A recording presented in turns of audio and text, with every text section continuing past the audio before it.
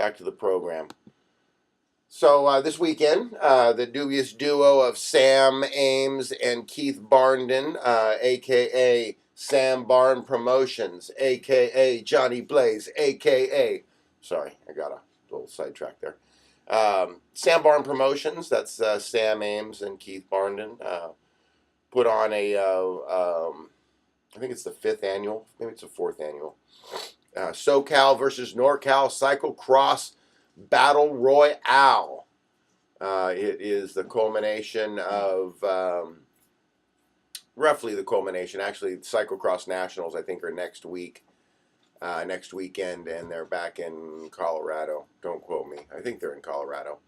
Nonetheless, this would be the culmination of the Northern California State Championships and the Southern California State Cyclocross Championships coming together and battling it out for one final day to see who the true champion is. And it was a wonderful event. Usually Sam and Keith, the Sam Barn promotion team, pulls out all the stops for this race. They try to put on as big of a show as they can. It's usually their year end as far as the cyclocross goes.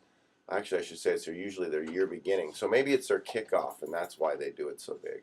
Never thought of it that way. Nonetheless, they put a neat little, it's essentially a bridge that the pedestrians can walk underneath so that you can get access to this essentially a figure 8 course that allows the spectators, extremely spectator friendly, the bridge, or as in cycling lingo, we call those usually flyovers. There used to be a couple famous ones called the disco flyover, where, of course, obviously they were playing disco music while you were flying over. Nonetheless, yeah, they had a wonderful, well-built event out there at Hard Park, having the flyover, loud music, libations, food.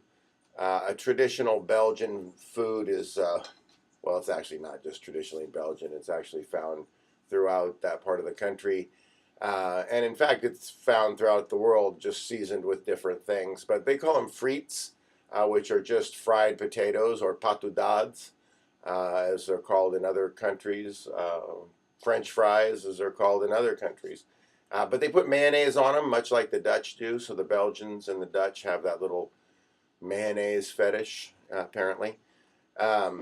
So there was a lot of frites and burgers, and the Sam Ames, Keith Barnden deadly duo of dastardly dimensions. They bring together this gear grinder grill, and they drag that along with them everywhere they go. And so they whip up frites and frites and burgers and good food for everybody. And then I believe Lengthwise Brewery provided libations, and there was all sorts of other vendors out there.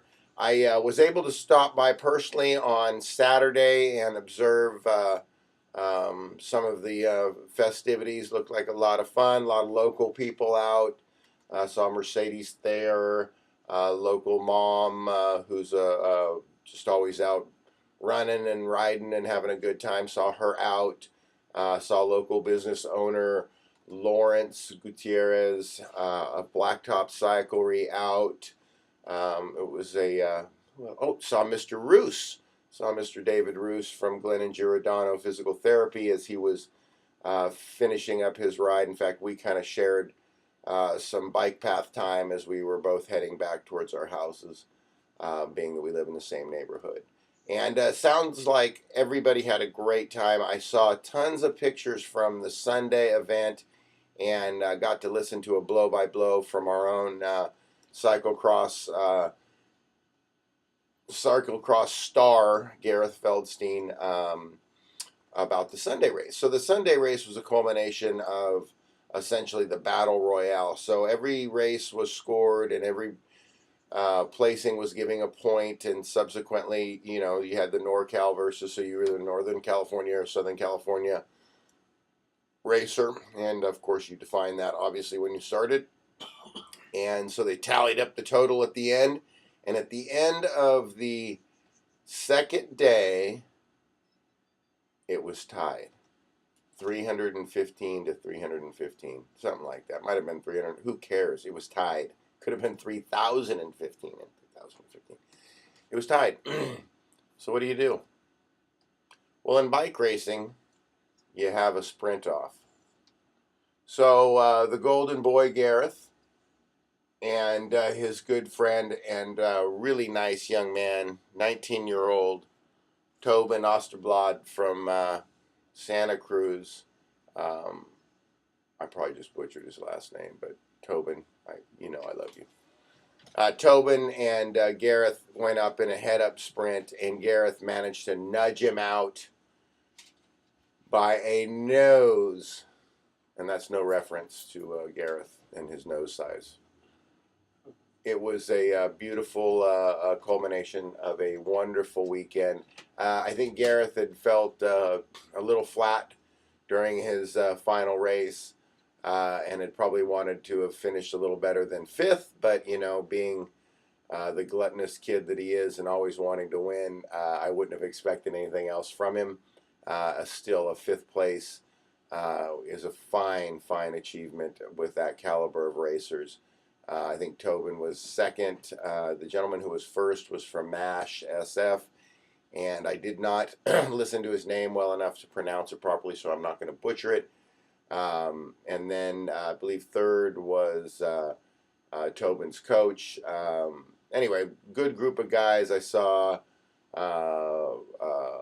Brett Prinsloo was up on the podium as well, and same with Mr. Seagull from SDG was up on the podium. I don't think he was too happy either, not finishing a little better. I think he wanted to be in the money, or as far as he wanted to be in the top two for sure. And I think he was third, which is a great showing for everybody. Seemed like everybody had a great time. I wish I had more, discretionary time to have been able to just sit around and enjoy sort of the sights and the sounds of the festivities on Sunday a bit more. It's a lot of fun. I do appreciate what they do. It's as far as Sandbarn Promotions and trying to get this. Get people together and bring them out to enjoy cycling events. And I'm not at all. I'm not picking at this. The theme is for races for racers by racers.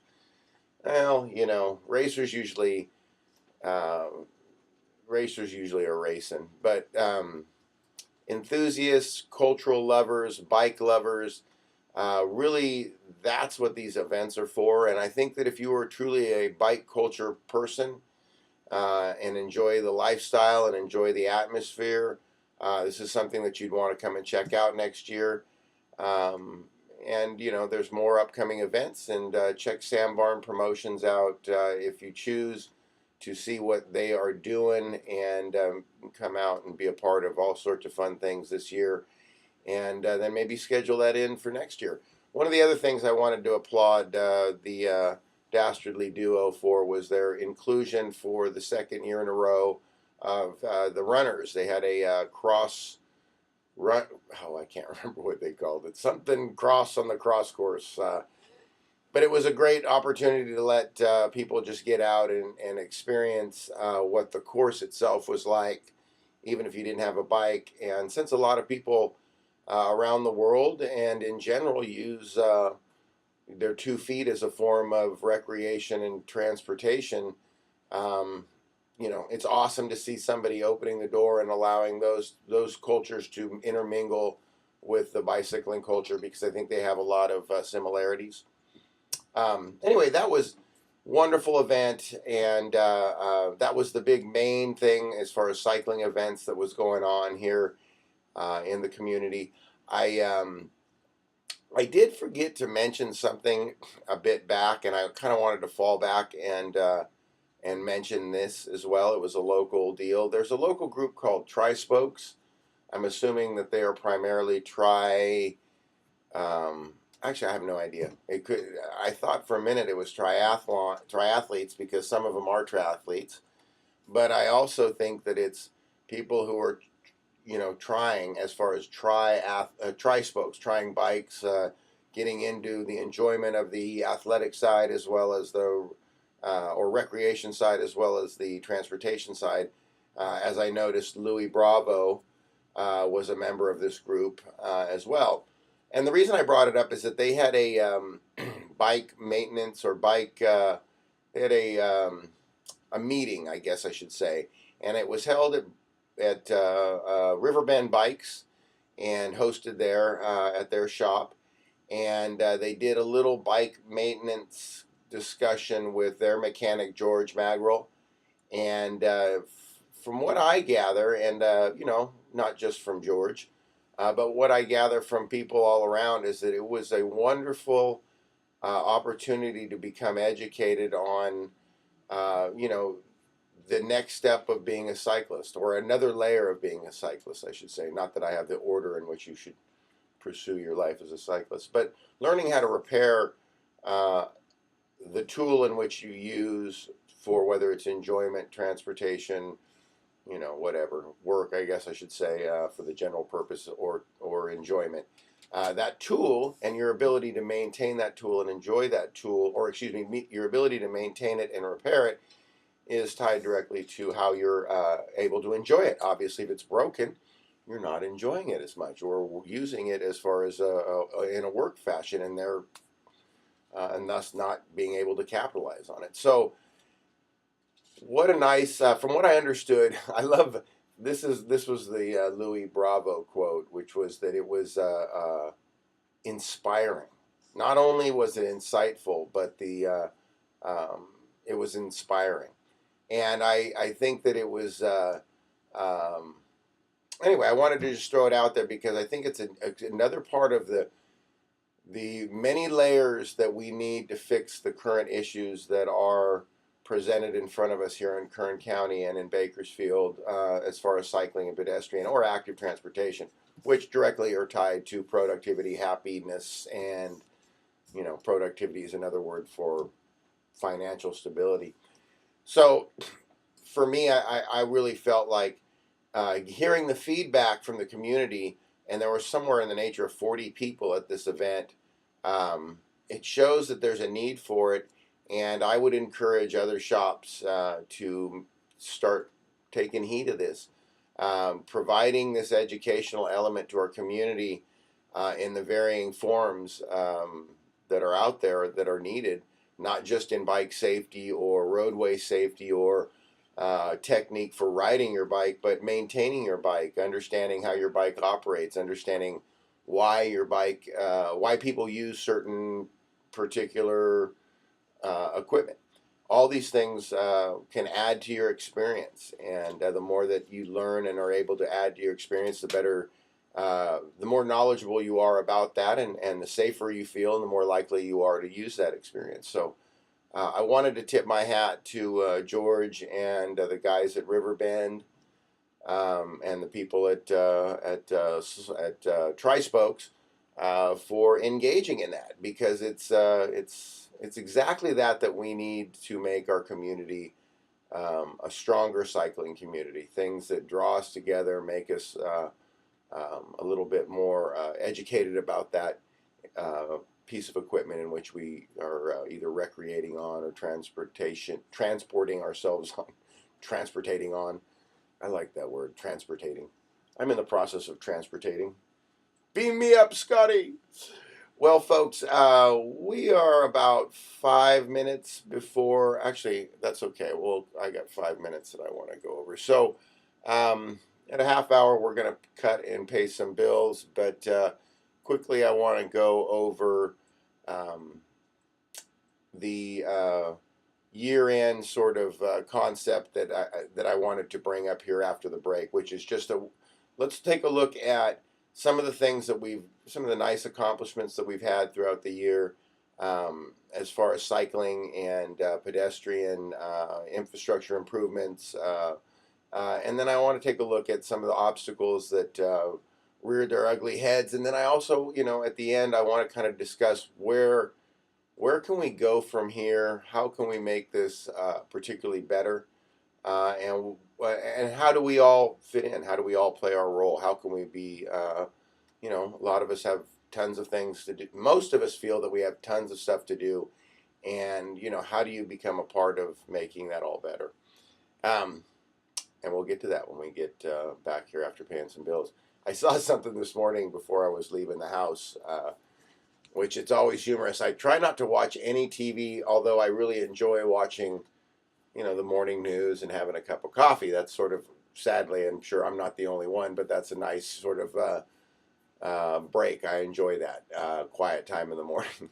And usually on Mondays, I don't have the luxury of doing so. And anytime I click on the TV, I usually get sucked into watching some dang story. And so this morning, the catch was, at 20 or something, new bike, guy invents new bike safety thing. And finally the news story rolls around 15 minutes later or whatever it was.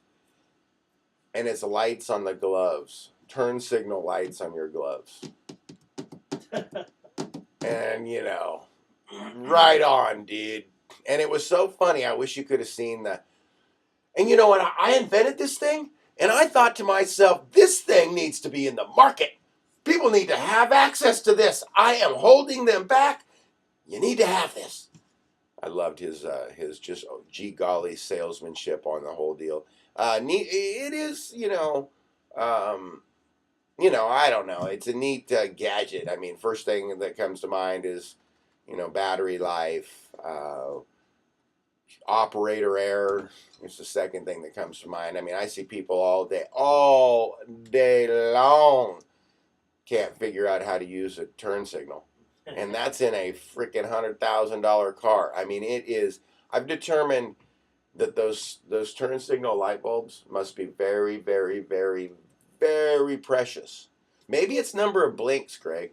You only get a number of blinks, and then it's done, and you're done. And you got a blink counter, and you're like, oh, I only got 45 blinks left, man. Don't turn that thing on. Do not turn that blinker on. And maybe what happens is that they accidentally hit the emergency light one time, and they went through all their blink cycles, so now they're down really low on their blink cycles. Don't use that emergency. Do not turn left with your signal. Goodness knows we won't want to communicate what we're doing to the other drivers and or roadway users around us. So I wonder if it's a if it's that Christmas gift you get that that was cool, and then you never use it again after the batteries go dead. So just an idea. I mean, that was thrown out, and at least it has some merit. I appreciate the opportunity to try to provide some sort of safety for the general public. I would hope, though, that most people would want to start off with the building blocks of education, like we would in any standardized issuance of knowledge, whether you're getting a driver's license, whether you're getting an update on your computer or whatnot. You want all the information in a concise manner that you can understand, and then you want to make sure that that's delivered cohesively to that individual, as opposed to just giving them a cure-all like a set of gloves that have that light up, and theoretically this will now, you can use these gloves. Maybe, I've got it. The gloves don't just light up, they're actually lasers. So you can freaking use them and shoot at cars as they're violating your space. Or they become force fields. Oh, this man is genius. He should have qualified that in his piece, Greg. He should have said, also, these are really cool lasers, and they double as force field protectors. I'd buy a pair then. I would buy a pair. So that being said, I appreciate the cure-all. However, that's probably not going to fix everything. Well, folks, we're going to pay some bills because we got the skills. And that being said, iBike Radio will be right back to you. Brought to you, of course, by KSVG 89.7.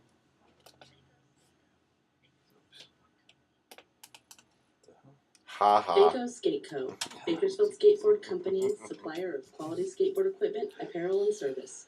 Owned and operated by local skaters, proud supporter of the local arts, music, and skate scenes. Open late on First Fridays. Brands include Santa Cruz, Creature, Independent, Inspectrum, Antihero, And the guy was Imperial Motion, the guy's like a Theories of Google Atlantis, engineer, Stone Cold some Sons, dude who's Glassy, got more money Yeah Nice, and sitting in more. his house, his $4 million house. He's got nothing to do. I know what I'll make is these gloves. High Street in downtown Bakersfield. Freaking Catalog genius. available online at bakersfieldskateco.com and on Instagram at bakersfieldskateco. Carducci's Cafe. Basque-style food, steaks, full bar, live bands, breakfast, lunch, and dinner. Hummin' coming at ya. 2961. They're located at 622 East 21st Street. Sharp Fabrication. Stainless, carbon, and aluminum fabrication, custom flatbeds, toolboxes, and miscellaneous custom fabrication and welding. 900-8775. Located at 120 Lake Street. McKay Electric specializes in home, business, emergency generator installation and service. Authorized Generac dealer. 589 iBike Radio on KSVG. Located at 10010 Rosedale Highway, number 12. The website is mecgenerators.com. Hummin' coming at ya. Good morning, folks. We're back at the radio program, iBike Radio on KSVG 89.7 FM. Hey guys, how are you doing out there?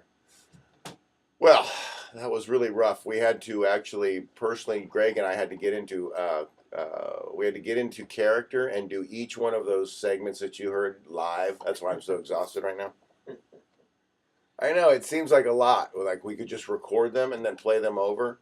No, because that's not the way we do it here. We're like Mennonites. We do it one and again times harder than regular folk. It's just the way we do, because we're here. And never mind, the next line that came to my head I couldn't say on the radio. We're here and we're happy to be here for you, KSVG, Bakersfield, and Kern County's only independent radio, serving the community, bringing to you culture, advocacy, and lifestyles for the community. The goal with iBike Radio is to help influence culturally the use and acceptance of active transportation, biking, of course, particularly, and biking being recreating and transportating yourself. I had to use the word transportating. Recreation and transportation. We feel that both sides of the coin are serving the overall goals of our community the best, being that we have a huge healthcare issue as well as a transportation issue. We look forward to bringing you weekly bits of education, culture, and entertainment designed to attract you to cycling and bring you more towards the light, Carrie Ann. We're trying to get you to drink of the Kool-Aid and have fun. In fact, we're trying to get you to like when I take the kids out on the bikes and they cry and complain and whine, and then all of a sudden I can't get them off the bikes because they're jumping every freaking curb and popping tires and wanting to do this and wanting to go further than their little legs can even possibly take them back home. But they're hooked, and once so I'm trying to with our little program here at KSVG, we're trying to bring culture of cycling for the benefit of the community. I don't want to. It's like it's like the medicine with the sugar. I just want to emphasize on the sugar. I don't really want. We are trying to cure everything out here, but we're trying to do it so that you're going to enjoy your life and enjoy the time that you spend doing everything. Let me digress here for a moment. How it affected my life when I started getting back into bicycling a lot more. I noticed how much more or how at what ease I could do tons of other things that I had maybe taken for granted before. Uh, I used to do a lot of go-karting. Well, anyway, I did a lot of things. I did a lot of snowboarding, did a lot of go-karting. I was doing a lot of those and mountain biking at the same time, and kind of went back to the road biking.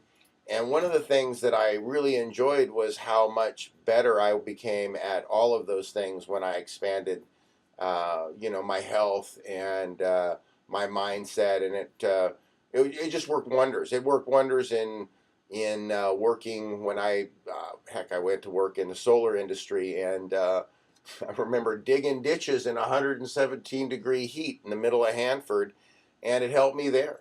It helped me mentally. It helped me physically. And I really truly hope that we can bring a little bit of bicycling culture, a little bit of bicycling education, a little bit of bicycling fun to Kern County with this program. And really, that's what we want to do here at KSVG. There was this gets to the medicine side. Sorry, guys. Dang it, I said I wouldn't do it. But there was a media story this morning in dealing with the relation to poverty and asthma, and that poor kids in our community that breathe the same air as richer kids have a greater propensity for asthma. Studies are out as to why. Well, I got one. The rich kid's house is air conditioned and it has a purifier, and therefore it probably takes a lot of that ambient crap out of the air before he gets it. The rest of us poor schmucks lived in swamp cooler houses, and so we breathe it every day. I'm going to throw that one out there. I don't know. I can't back that up with anything other than empirical data, but it seems like that's a no-brainer to me. Growing our community's health and our community's ability to maintain its own health is vital. If you look at, again, here's a little bit more of the medicine. If you look at the debacle that the Kern Medical Center is in, and the millions of dollars, 25 million that they're looking at being crutched with this year alone, that's how come we are spending 800 million a year in just obesity healthcare costs alone in Kern County. So we hope to bring this culture and this cultural change to Kern County and Bakersfield. It sometimes seems like a daunting task, but I think that if I go back to the 40s, when America was just coming out of World War II and we were, high on the hog. In fact, I had this conversation with a guy this weekend. Maybe for those statistical weirdos like myself, you might know this, but most people probably are unaware of this. At the end of World War II, in Europe, the theater was winding down. The Japanese, I think that was the last VD day. So as victory in Europe had wound down, the biggest killer of GIs was other GIs drinking and driving. I think it was for the last, it was in the last year. And it had to do with, obviously, the culmination of the trials and tribulations that had led up to the successful winning of that war, and then the crescendo of emotions that comes after that. And so then you have this culture that comes home, and we, have particularly, the 50s and the 60s that lead us to the major epidemic of drinking and driving that we had in the 70s that caused people, champions like the women of MAD, to step up and say, hey, this is an issue and we want a cultural change. The same thing could be said with the cigarette. That became, again, the most common use thing. And if you're in a bunker or you're in a foxhole in, whether it was Vietnam, Korea, or World War II, you can understand how having a cigarette because you might die in the next 15 minutes, seems a little less dangerous to your long-term health than when you get back home and are, just the postman and whatnot. So you can see how the cultural influence was gained, and also because we have the luxury of time, we can see how the damage was done from that. And so realizing that big business and big corporations aren't going to lead the way by offering up that they're going to say lie about cigarettes and the way in which they hurt people, or lie about alcohol and the way in which it hurts people. We as citizens have to be we have to do our due diligence to continue to bring about the proper use of these wonderful opportunities that we have. I'm not saying cigarettes should all be burned or tobacco's the big evil. It's just the way operator error, the way in which us as humans engage in the activity can sometimes lead to bad behavior. So again, with the cycling and the acceptance of cycling as a culturally acceptable form of transportation is going to take a little bit of time, but it's going to take, but it requires, first of all, whether it's going to take time or not, we have to have it. Economically, we have to have it. But it can be done just like alcohol use in cars, just like tobacco use in public and tobacco use in general. We can get a hold of it if we can get our head around the reasons why and how to improve, and therefore go back to it, which oddly enough leads me to what I wanted to sort of discuss here as far as the year end. I wanted to take a look at 2013, a year in review. So I'll kind of get back to what I was just stating there a moment ago. How can we can do some things to increase and create this change that is needed, and at the end I'll kind of review what I think we can do, individually from all our different standpoints. How can we affect change? But first, I wanted to take a look at sort of some of the successes that we've had, and sort of what has led us to these successes. This year we have gotten our city of Bakersfield and our county of Kern to adopt an updated bicycle plan, bicycle element that allows both the city and the county to have access to Caltrans funding, $7 million in Caltrans funding. It's a statewide competitive funding process, or funding opportunity that is competitive, but it is $7 million, and it's something that we would have not had an opportunity to compete with before had we not updated our bike plans. And for that alone, we should all be very happy. The county was a little bit further ahead than the city. The city just passed theirs here recently, and that was the culmination of, say, 2 years, if not more, but we'll say 2 years, quoting a good friend of mine, of rough and brutal persuasion. So really, we started out 2 or 3 years ago. It's probably more like 3 years ago. Myself, Bob Smith, and Tina Chapa at the time was the director of Bike Bakersfield. Bob is the founder and board president, and I think he's chairman of the board, something along that lines, as well as he is a board member at the Bakersfield City Council.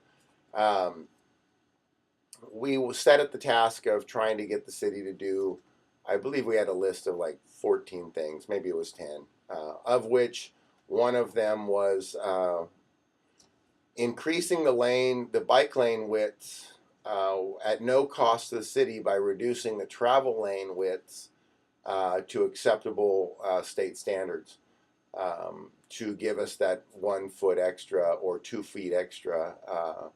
We actually were looking to get 7-foot bike lanes at the time. So of the things that they granted us, that was one of two that they didn't want to readdress their bicycle master or their bicycle plan as well, because they felt it was good, and that they didn't want to look at shrinking these travel lanes to increase the bike lanes sizes, because they didn't feel that was necessary. And so we battled back and forth, giving our different opinions, and that went on for a couple years. And then finally, we were able to get some traction, and the question of funding came up as a hurdle. Well, your idea is okay, all right. We would entertain your idea, but we don't have any money. So we were able to find some funding at the time, and we were able to get them that funding. Now, mind you, it took us in this 2 years. I think 2 or 3 PowerPoints. I know Bob did one. Bob did 2. Yeah, I think I did 2. Bob did 2. I might have done 1. Bob did 1. Something like that. But I want to think it was total of 4 that we presented, and it was it was through these educational opportunities and discussions that we were able to influence is the wrong word. I think there's just to give people the opportunity to see the information for themselves and make their own decision. That we were able to move forward to the funding question, and once the funding question was figured out, then it was all systems go, and we were able to get the company was Alta Planning that did the bike plan process. So they put the plan together, do all the information, do the surveys, etc., and work with all the stakeholders and work with the public and whatnot, and do the presentation to the city council and to the planning department. And so, and for those who do not know, Alta Planning is the premier, or one of the most premier urban planning or cycling and pedestrian planning groups. They're actually urban planners.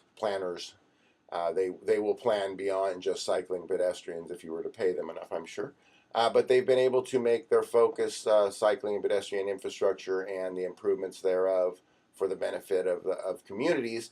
And how they've done this is through their, I believe her name is Mia Burke, was the woman who is the founder of their group, and she was actually Portland's multimodal coordinator or transportation coordinator some 20 years ago, and she really helped move Portland into the mode share that they've gotten.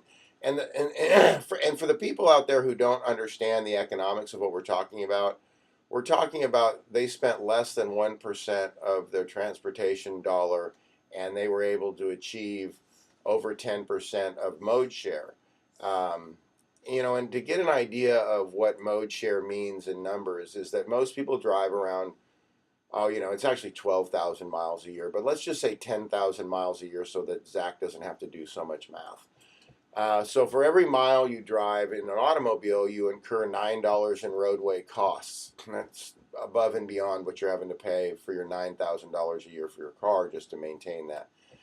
But that's $9. So you travel 10,000 miles a year times $9. Well, that's $90,000 worth of roadway miles, maintenance miles that you've just accrued up. There is no way that your tax, that you're going to pay any amount of that in tax. I mean, most people don't spend $100,000 a year in tax. So the fact is that 55% of your roadways are being subsidized through federal funding. And if you're a typical Kern County resident and you do not believe in taking handouts and government subsidy programs, well, take a look at the man in the mirror, because that's you when you're getting in your car and you're driving everywhere. I mean, I'm not saying that you're going out of your way to be that person, but you're that person. So when you're pointing fingers at someone else, the other ones are pointing right back at you, because every time you jump in your car and you get on that roadway, you're causing us as a community, for each person doing it, X amount of hundreds of thousands. I mean, that's just 90,000 per person. I mean, you do the math for how many people we have in the community. 55% of that ends up being subsidized. And to get your head around the numbers of what each one of us is costing our community by making that our sole mode of transportation. 10% mode share, that's not unobtainable. And what it yields to our community economically, just in the transportation, is huge. Now, if you really go out of the box and you realize, wow, that actually equals out into recreation as well, and that those then same people will reduce their overall healthcare costs by X amount, which then also adds into the increase in discretionary income that those said people have. And the increase in discretionary income is what will allow them to spend more and enjoy their lives more, quality of life. And what we all know is that the happier the group of people are, the better they produce. Well, what does that mean? That means that they make more money, just in case you don't understand what produce means. I mean that in real time, real life verbology, even though that's not a word, that's what that means, is that they produce more. They make their job place more money. And it's more, it's, you know, it's as simple as that, and yet it's more than that. It's not about making a bunch of money. It's about being able to live tighter, live within your means, and to overall have a better quality of life. So the benefits of having these bike plans in place is that, and for that, we all as community members here in Kern County and in Bakersfield need to tip our hat to Councilman Smith, Bike Bakersfield. You know, I'll take a thank you, but we need to definitely appreciate what Mr. Smith has done for creating this opportunity. However, we've gotten that, and that's awesome. And I think that is again, it's a great building block. But we had sadly 37 roadway deaths. I'm sorry, 37 roadway deaths here in Kern County. Somewhere in the nature of, we were somewhere in the nature of 12 or 13 per 100,000 people, which is huge. In fact, I'd have to do the county numbers. I think we're closer to 13.5. And if you look at the metro, it might even be closer to 14. The national average is 12, which is awful, because other countries have a national average that is somewhere in the nature of like 5. Just to give you an idea, New York has 3. I believe Austin, Texas has 3. So there are other comparable communities. Oklahoma City's got 6. LA, I think, is 8. So the fact that we don't really have that much congestion, as far as roadway congestion in comparison to those other cities' volume, we have an issue. We obviously have a huge issue. London had 14 deaths, and they had just recently at the end of the year they did a 1,000-man die-in. We talked a little bit about it here on the show. They were so upset with the number of deaths. That's 14. They were just that 14, not 37. That's 14. That's not even half of what we got. And they got upset and they did something. And I think that it's a perfect segue. That is what we need to do.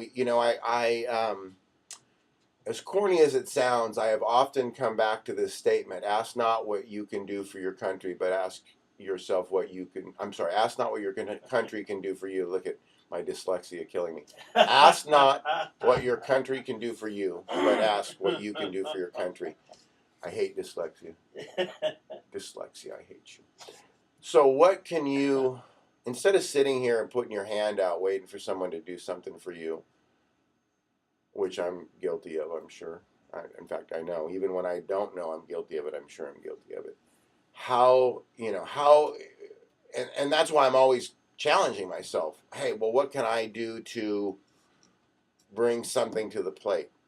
How can I increase this opportunity, as opposed to how can that person come to me and make it better for me? And I think that that's where we have to all start to come from. It's not going to be perfect. It's not going to be easy. I had, and I hope to continue this conversation with Miss Inga Barks, if you're out there listening to me, Inga.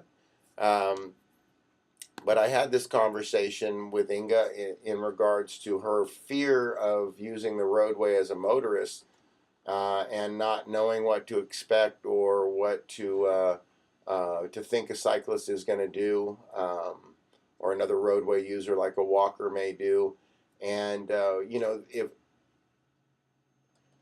if we can get Inga to understand that those people out there, what they're doing, how they can do it, how they go about doing it, and what is a safe way in which they should do it, I think that we can help her feel more comfortable using the roadways next to cyclists. And I think even that slight bit of education will allow her to maybe in the future feel more comfortable about going out and using her bicycle as a form of transportation herself. I think that if we can help each other understand the different ways in which we can help encourage each other, then that helps us enforce the positive, and let's say, and single out the negative, and then encourage again that positive. And I think that that's the way in which we grow. Now, individually, I think that I could sit here and I'd have to take a group of 10 people and say, well, I think you can do this, or I think you have your qualities lend to this. And I think everyone knows, in the shout of my voice, everyone knows what they're good at, knows what their schedule is, and they know that they can also do a little bit more if they push themselves to do that. And I think that that's the one thing that we have to ask ourselves. Isn't that what we love about cycling, is that through the enjoyment that we've gotten, in fact, I just did this yesterday. I went out for a ride, and, it was just going to be a couple hours. Well, 2 hours into it, I was just turning around. So, it turned out to be a 3.5 hour ride. But that's why we do it. I was having so much fun that it sucked me in. It sucked me in beyond what I was going to do, beyond my comfort zone. I just started enjoying the moment and living the moment. And so, I had to conserve a little bit on the way back, had to be a good Boy Scout and prepare before I left to bring a little bit extra food because I may go further. Something could happen. And so, you know what? Hey, I did those things. And I think that that's the thing that we look at cycling and we get out of it. Whether you're going 4 hours on your bike or you're going 40 minutes on your bike, we know that sometimes we don't want to do it. We get on it, and then all of a sudden we're doing a little bit more of it. And I think that that's what we get out of cycling. And so therefore, since that's one of the things that we feel is the teaching and learning tools that we get from cycling, I think that that's what we have to grab a hold of and say to ourselves, hey, I need to do a little bit more to express the cultural benefits of this thing that I enjoy so much. I know tons of people love their bikes. I hear all sorts of Facebook posts about, their cool bike riding adventures here or there. But as a group, how then do we all help each other participate in bettering the use and experience for everyone out there? Because even though I can go off and ride, all these miles by myself, I still have to live in a society with everybody else. I still will be saddened when this year we lose our first person. And it will happen. It'll probably happen in the number of about 3, and it'll happen in January. And even though I can do all this stuff by myself, I want my wife and people like my wife or my son or my mom or my dad to feel more comfortable about using those forms of transportation and recreation. And I also would like to see the image of what Kern County is change. I don't think that we're bloodlusting killers that like to suck smog and and drink beer and be teenage pregnant idiot unemployed uneducated fools. So I long to change all of that, because even though I can go and hide in my own little world, I'm still a member of my society, and I'm still a member of my community, and I owe it to my community to do what I can do to help it improve. So with that, thank you guys again for your ears. Appreciate all that you guys do by listening in. Please contribute. KSVG is a community-based radio, and we do depend on funding. We don't get a lot of advertising dollars because we don't sell a bunch of dipshit stuff, commercialism. We just sell the truth. So please support us. We are your only local operated community radio station. Thank you again. Salone Wolf, Zach Griffin, signing out. See you guys next week on iBike Radio. This is KSVG 89.7. Quigs Barbecue and Catering, offering a wide range of barbecue meats, including favorites such as